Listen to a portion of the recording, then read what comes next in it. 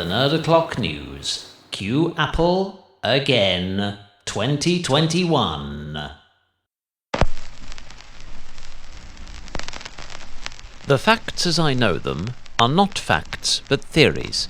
Thus, elements of the following fantastical, known partial truths may be founded upon fragments of fruity fiction, and any similarity such content might manifest to entities and events within your realm of reality is purely coincidental.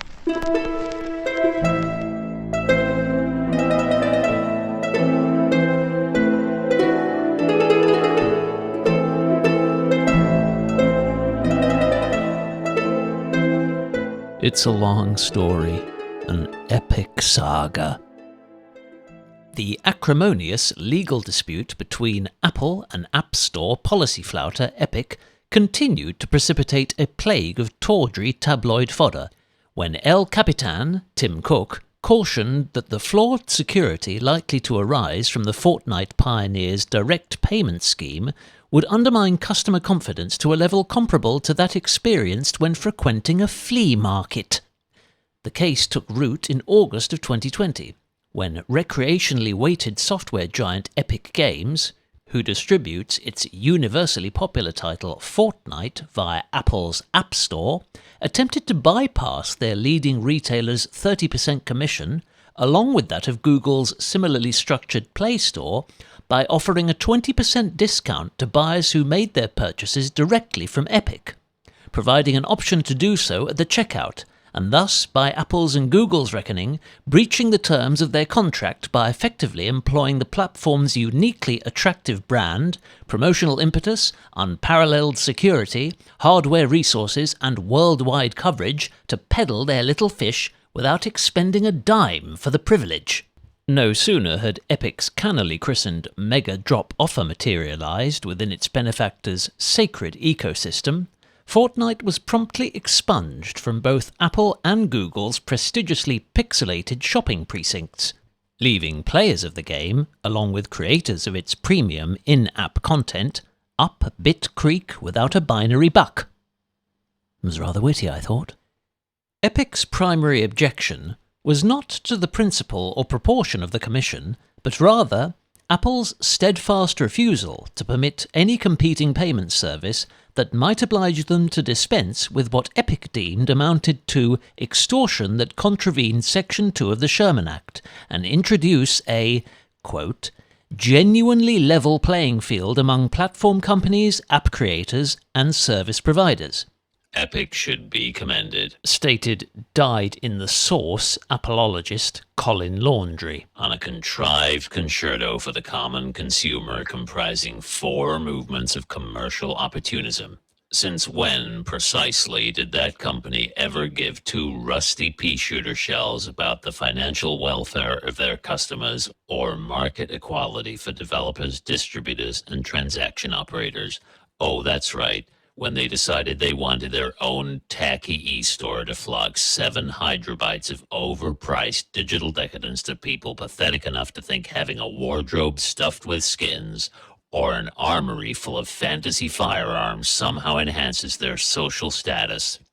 If you're so naive as to believe that Epic is flying the moral flag for the masses by taking a selfless stance, or that this mega gesture of mythical goodwill is motivated by more than the next fiscal quarter and embodies concern for any soul outside the boardroom, then I guess you must have sucked up enough slurp juice to sink a CEO's gin palace. The clinical rapidity of Epic's litigious response to both Google's and Apple's retaliatory blockade, combined with a provocative video promo automatically broadcast to all players upon launch and satirizing Apple's very own Orwell-inspired 1984 Macintosh advertisement, alluding to IBM's Big Brother, led many less polarized observers to ponder whether the company's outwardly noble aspirations did in truth conceal a cannily coordinated charade, intended to publicly preach the virtues of healthy and wholesome free market capitalism, whilst covertly cultivating a homegrown retail portal that might ultimately be predicated on the same extortionate practices. Just read between the numbers. Laundry babbled on. They whine and complain about an exorbitant 30% brokerage fee when Microsoft takes an identical cut for every sale off its own stall, including Fortnite. Then they offer players an exclusive bargain, slashing the price of V-Bucks. That's Fortnite's fantasy currency. By 20% no less, and on the publicized premise that an in-house payment scheme permits them to convert all resulting savings into concessions.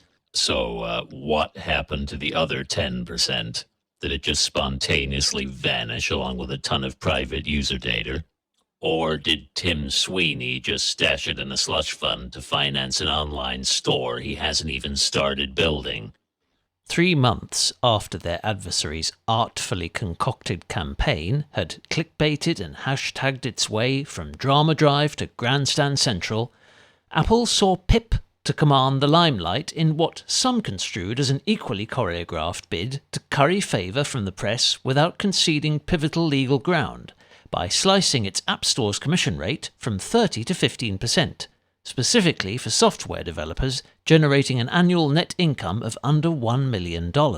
Apple should be applauded, insisted freelance complainer and self-styled contemporary tech cynic Henry Holsworth, on a bittersweet symphony for the small-time businessman, composed of 40 interludes of corporate profiteering. Since when did Apple give 2 rotten AirPods about the monetary well-being of their freelance creators? Oh, that's right, when another apex corporation made it their mission to expose Tim Cook's insidious monopoly.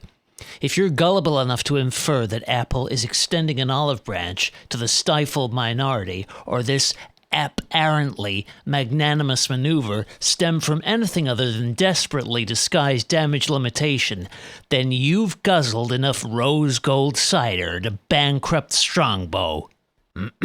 Fast forward another 5 months. Excuse me, I haven't finished. As to whether or not Epic's actions were impulsive or premeditated, if for the greater good, who gives a damn? Why don't you tell me how long an industry should idly endure the autocratic stranglehold of its richest and most ruthless competitor? Till there's no competition left? Should extortion and intimidation coerce principled market rivals into derisory compromises, or compel them to silently witness their own demise? You've excelled yourself there, Henry. That was the most spellbinding spate of virtue signalling I've experienced since Hannibal Lecter opened a vegan restaurant. Funny you should reference food, since Apple doesn't fleece Grubhub, McDonald's, or Deliveroo for a juicy 30-ounce steak. And what about Amazon and Netflix? They're all allowed to pocket their percentage. Those and many other apps are exempt because they deal in different goods and services derived from fundamentally deviating business models. If we focus solely on software portals and digital delivery, then 30% is the universal commission. Buy Battlefield off Steam, then Origin gives 30% to Valve. Grab your festering, bug-ridden copy of Cyberpunk off the PlayStation Store, then Sony slaps the same tax on CD Projekt. Or order Fallout 76 Special Extreme Ultra Deluxe Game of the Decade Remastered Edition from Microsoft's cloud-based Emporium, and what do you know, Bill Gates' brainchild gobbles up, you guessed it, 30% of Bethesda's proceeds. Not quite, actually. As of May 2021, Microsoft reduced its store rake-off from 25 to 12%, specifically for Windows-compatible PC games. And Cyberpunk's bugs were so bothersome that Sony yanked it out of virtual reality and fully refunded every purchaser, giving no firm date nor promise to reinstate. Oh, pedantry doesn't disprove my point. Even Microsoft doesn't get a duty-free pass when premium Office utilities roll out of the App Store. Still doesn't explain Amazon. I guess because Apple bags such a big fat bonus from their official Amazon store and their Apple-authorized Amazon resellers, as well as by hosting Amazon Prime on Apple TV, that they wouldn't want to rob themselves or risk jeopardizing such a profitable partnership, right? Okay, that's it, you tiresome twosome. This story started with Tim Cook's snarky slur against Epic security, and that's precisely where I'm going to conclude it. Frankly, it's all too easy to emphasize the virtues of FBI-proof privacy when your company doesn't depend on user data for profit, and that remains the orchard's party politics. But the day Apple's priorities segue from hardware to services will also be the dawn that almost every service on Earth is owned, branded, implemented, and provided by Apple.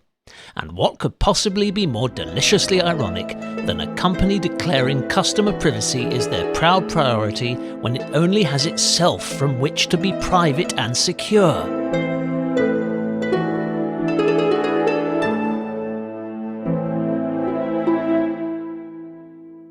This video was brought to you by Nothing!